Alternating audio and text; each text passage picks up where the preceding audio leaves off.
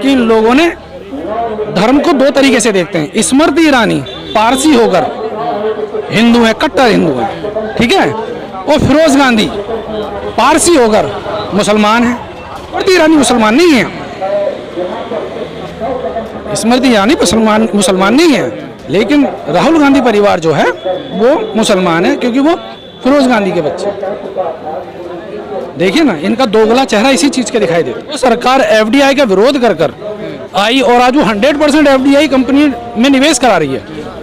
तो ये सरकार जनता के साथ धोखा नहीं है तो और क्या है? सिर्फ दो लोगों का विकास हो रहा है, बाकी और किसी का, अडानी और अंबानी का विकास हो रहा है, बाकी और किसी का विकास नहीं हो रहा। अगर विकास हो रहा होता तो करोड़ों किसान खेत छोड़कर बॉर्डरों पे नहीं बैठे होते दिल्ली के, और आज ये आंदोलन हमें ना करना पड़ रहा हो। चुनाव जीतना एक कहते हैं ना मदारी होता है, जब वो मदारी डमरू बजाता है ना तो लोग उस पर ही तालियां बजा देते हैं। तरीके होने चाहिए सरकार चलाने को, वो तो है नहीं। देश विरोधी नारे लग रहे हैं, देश विरोधी बात हो रही है, उन लोगों पे ध्यान नहीं है, मीडिया दिखाता नहीं ज्यादातर। पश्चिम बंगाल और अमेरिका के फोटो डाल के विकास दिखा रहे हैं। आप दिल्ली बॉर्डर पे आइए, दिल्ली बॉर्डर भोपरा बॉर्डर आइए, आप उसकी साइड में कॉलोनी है, आप उन कॉलोनियों को देख लेंगे, एक बार आपका सपना टूट जाएगा। योगी जी चैलेंज दे रहा हूँ, सपना टूट जाएगा। 30,000 रुपये कमाने वाला आदमी जब 7,000 रुपये कमाने लगेगा तो उसे विकास करेंगे। सरकार को घेरने की नहीं, लोगों को जागरूक करने की मंशा है कि लोगों को जगाया जाए कि निजीकरण के खिलाफ बोले, निकले। ये निजीकरण जो हो रहा है इससे किसी एक समाज का नहीं, पूरे राष्ट्र का नुकसान है, पूरे राष्ट्र का नुकसान है। तो उसमें सब सारी जन भागीदारी होनी चाहिए। तो इसी चीज़ के लिए हम एक चेतावनी देने आए हैं कि आज ये छोटी शुरुआत है, कल को बहुत बड़ा आंदोलन होगा इसके खिलाफ, प्राइवेटाइजेशन के खिलाफ, शिक्षा के खिलाफ, लोकतंत्र का जो सरकार हानि कर रही है। बेरोजगारी दिवस मनाया गया कल 17 सितंबर को। जी प्रधानमंत्री मोदी का जन्मदिन था। जी उस दिन राष्ट्रीय बेरोजगारी दिवस मनाया गया। लोग मोदी जी से रोजगार मांग रहे थे। जी, क्या लगता है, लोग आज आक्रोशित हैं? बेहद आक्रोशित हैं। कोरोना काल में करोड़ों लोगों की नौकरियां गई हैं, करोड़ों लोग बेरोजगार हुए हैं। उनके ऊपर ना ध्यान देकर सरकार अपने छद्म कार्यों से, जो छद्म कार्य आंखों में धोखा देने वाले, उनके माध्यम से लोगों की मुंह बंद करने की कोशिश कर रही है। और जो सरकार एफडीआई का विरोध कर आई और आज वो 100% एफडीआई कंपनी में निवेश करा रही है, तो ये सरकार जनता के साथ धोखा नहीं है तो और क्या है? तो बेरोजगारी इसी तो बढ़ा रही है।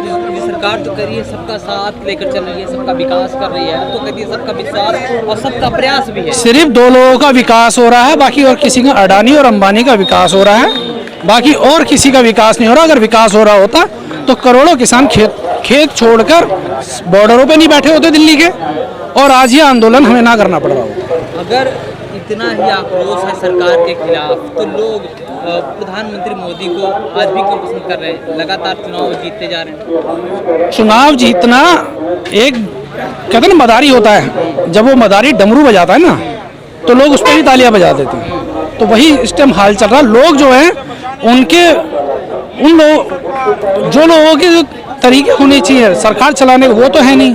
देश विरोधी नारे लग रहे हैं, देश विरोधी बात हो रही है, उन लोगों पे ध्यान नहीं है, मीडिया दिखाता नहीं ज्यादातर मीडिया नहीं दिखा रहा, लेकिन जो हमें दे रहे हैं, जो मीडिया हमें प्रोत्साहित कर रहा है, मेन स्ट्रीम मीडिया जो बिल्कुल है, वो भी किसी की सरकार के दबाव में काम कर रहे हैं। देखिए वो जाहिर है, आज आप देख सकते हैं यहाँ कोई है मेन स्ट्रीम मीडिया से, कोई है यहाँ? कोई नहीं है यहाँ कोई नहीं है। तो जाहिर है कि सरकार का दबाव है उन पर किसी न किसी रूप में। उत्तर प्रदेश में चुनाव होने वाले हैं, क्या लगता है वहाँ पर ये निजीकरण का मुद्दा तमाम राजनीतिक पार्टी जोर शोर से उठाएंगे, क्योंकि वहाँ पर ब्राह्मण सम्मेलन ना जाने कौन से जातियों को लुभाने की कोशिश की जाए। जातीय समीकरण बनाना भाजपा की पुरानी रणनीति है। जातीय समीकरण उन्होंने रखना है, तभी तो उनकी राजनीति चल रही है। अगर ये सब जातियां भूलकर अगर देश के विकास या प्रदेश के विकास के लिए कार्य करेंगे तो मुझे नहीं लगता कि कोई भाजपा को वोट देगा। लेकिन पोलराइजेशन करना इनका काम है। कोई चाचा जान आ रहे हैं, कोई भाईजान आ रहे हैं, कोई अब्बा जान आ रहे हैं, इस तरह के बयानों से चल रही है। राकेश टिकैत को ऐसे मौके पर एक किसान नेता होकर के उन्हें चाचा जान कहने की कहाँ से जरूरत पड़ गई? नहीं, जब खुद पार्लियामेंट में किसान आंदोलन का समर्थन करते हैं, खड़े होकर के कहते हैं कि देखिए ये दोहरा चेहरा नहीं चलेगा। ये दोहरा चेहरा नहीं चलेगा राकेश टिकैत का? जी नहीं। अब उसी दिन ओवैसी जी का दोहरा चेहरा नहीं चलेगा। कौन सा दोहरा चेहरा था? एक ये दोहरा चेहरा ये है, पार्लियामेंट में अगर आप बोल रहे हैं और बाहर आकर आप प्रदेश के अंदर जहाँ जहाँ प्रदेश के अंदर, बिहार के अंदर उनके नेताओं ने धरना प्रदर्शन किया, क्या बात कर रहे हो? बिल्कुल प्रदर्शन किए, लेकिन उनका ये भी तो देखिए प्रदर्शन किस तरीके का होता है। कैसा होता है? वोटों का पोलराइजेशन करना, वो चाहते हैं मुस्लिम। पार्टी नहीं कर रही वोटों को पोलराइजेशन? नहीं कर रही कांग्रेस, नहीं कर रही कांग्रेस। कांग्रेस क्या कर रही है? कांग्रेस क्या करी? कांग्रेस विकास की बात कर रही है। उन्होंने कहा हमने विकास करा 70 साल विकास करा, और आज इसलिए समर्थन कर रही है कांग्रेस इनके आंदोलन का। वो तो कांग्रेस के नेता हैं, समर्थन तो करना है। समर्थन कर रहे हैं ना। हम इसी चीज को कह रहे हैं कि देश के अंदर सबका साथ, सबका विकास, सबको साथ लेके चलेगा, ना कि किसी एक। मोदी जी सबका साथ तो दे रहे हैं, सबका साथ ले रहे हैं। कहाँ ले रहे हैं, किसको दे रहे हैं, यही तो समझ में नहीं आ रहा। मैं वो इसी चीज को कह रहा हूँ, अगर यही चीजें होती तो वो बेचारे किसान आज सड़कों पे ना बैठे होते। किसान सड़कों पे ना बैठे, अगर सबका साथ विकास होता। अगले 10 महीने से बैठे, कोई सुध लेने वाला नहीं उनकी, जबकि कह रहे हैं एक फोन की दूरी पे बैठे हैं। जो सड़कों पर बैठे हुए हैं, और गाजीपुर बॉर्डर के जो नेता राकेश टिकैत हैं, वो तो कभी बीजेपी के साथ ही रहा करते थे, बड़े खुश हुआ करते थे। बदले ना वो, क्योंकि उन्हें पता है कि जब चोट लग रही है, पेट को चोट लग रही है, तो आदमी बोलता है, और जिनके पेट भरे हुए हैं उन्हें कोई फर्क ही नहीं पड़ रहा। निजीकरण को लेकर के जिस तरह से ये लगातार आप लोग आवाज उठाते रहे, क्या लगता है सरकार आपकी बातों को सुनेगी, दबाव उस पर बनेगा, चुनाव में आपको जीत मिलेगी? हमें चुनाव में हमें पूरी उम्मीद है कि लोगों का रुझान बदलेगा, और 32 साल बाद कांग्रेस के प्रदेश में आएगी, और राष्ट्र देश में जब 2024 होगा तो भी कांग्रेस आएगी, क्योंकि लोगों ने ये बना लिया है मन कि अब हमें धर्म की राजनीति नहीं करनी। जैसे आप तो धर्म राजनीति कर रहे हैं। देखिए वो हर चीज, वो किस चीज को लेकर चलते हैं, वो इस चीज को लेकर कहते हैं मेरे ये वोट, मेरे वो वोट, मेरे वो लोग, लेकिन इन लोगों से कम नहीं। ये कभी हमें सबका साथ चाहिए, हमें सबको साथ लेके चलना है। हमारे लिए हर वर्ग कार्य करेगा, हम हर वर्ग के लिए कार्य करेंगे, हम एक साथ चलेंगे। लेकिन नहीं, वो ये कहते हैं उत्तर प्रदेश में तो जो कहते हैं जाति की राजनीति करेगा वही सक्सेस रहेगा।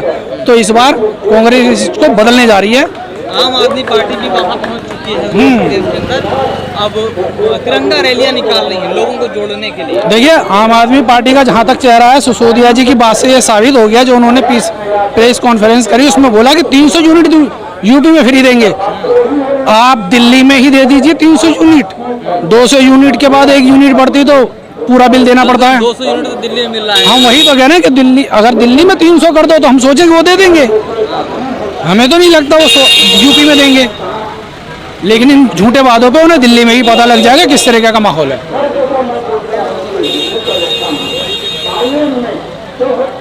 दिल्ली में जिस तरह से उन्होंने कहा कि 200 है, वहाँ पर 300 यूनिट देने की बात कही, मैं वही 300 यूनिट देने की बात करें तो क्या वजह है? वो उन्होंने दिल्ली में कहा तो किया है। हम कह रहे हैं पहले दिल्ली में तो दे दो तो 200 यूनिट फ्री।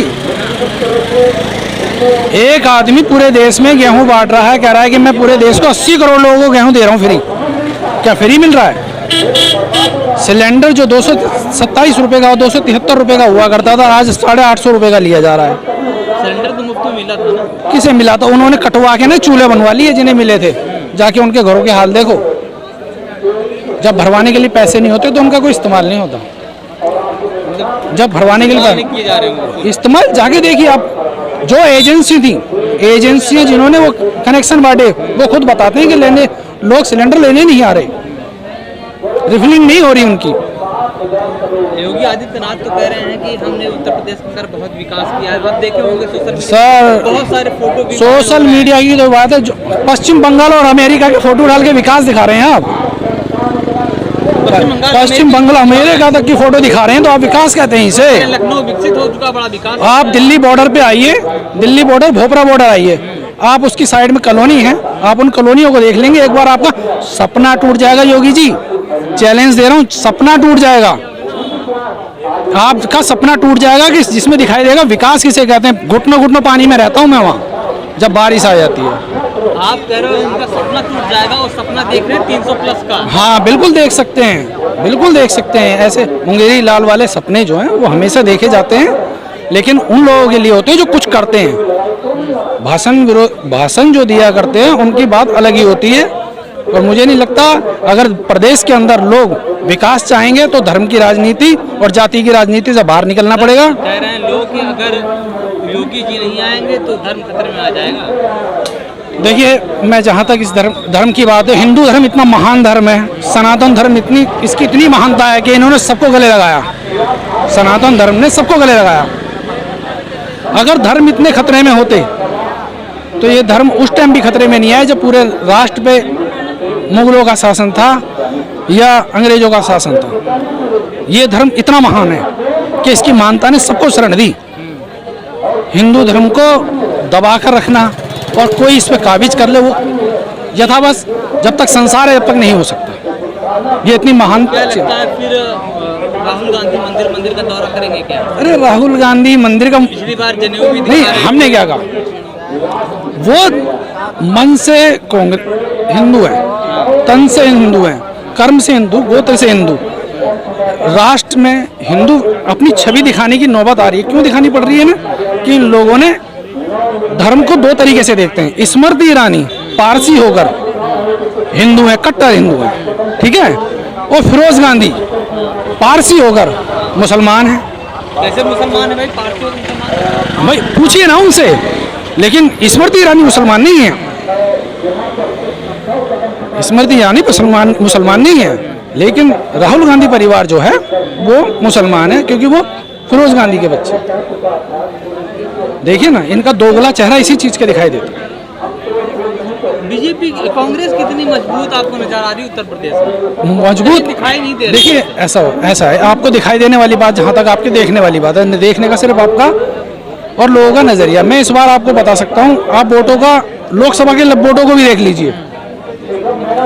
उस टाइम भी तकरीबन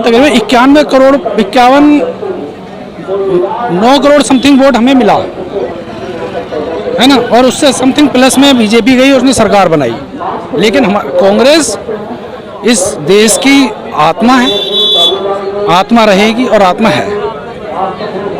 कांग्रेस कब से आत्मा बन गई सर? कांग्रेस इस देश की आत्मा है साहब, क्योंकि अगर कांग्रेस ना होती तो आज़ादी का सपना नहीं देखा जाता।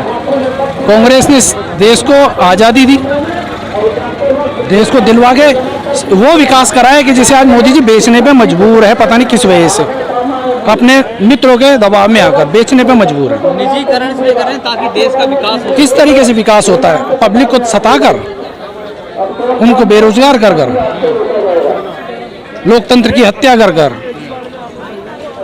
निजीकरण कर कर विकास होता है। किस तरीके का विकास? 30,000 रुपये कमाने वाला आदमी जब 7,000 रुपये कमाने लगेगा तो उसे विकास कहेंगे? विकास नहीं कर रहे हैं। विकास नहीं है, मैं बता रहा हूँ ना, सिर्फ आंखों को धोखा देने वाले वो चश्मा बांट रहे हैं कि आप इस चश्मे से दुनिया देखें। विनाश है देश का, कोरा विनाश है साहब। मैं तो कह सकता हूँ कि 70 साल पीछे चला गया देश।